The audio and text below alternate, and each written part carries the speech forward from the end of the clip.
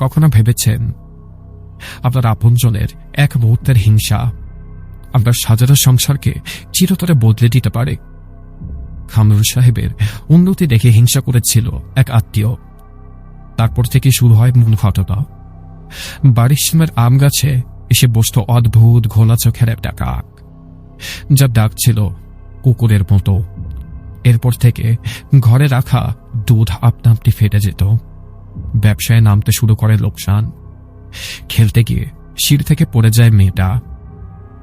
কিন্তু আসল ভয়টা অপেক্ষা করছিল ঘরের ভেতরে।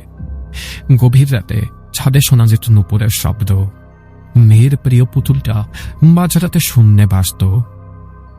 কথা বলতো বাজে গলায়, যার চোখ ছিল ধারালো, কিন্তু কিছু একটা কি উপরে ফেলা।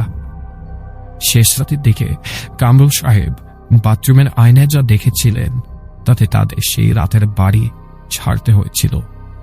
আয়নায় তার স্ত্রী সরাসরি দাঁড়িয়ে ছিল না, তার পাশে ছিল অন্য কেউ, কিন্তু বাথরুমে তো ওনার স্ত্রী বা অন্য কেউ ছিল না।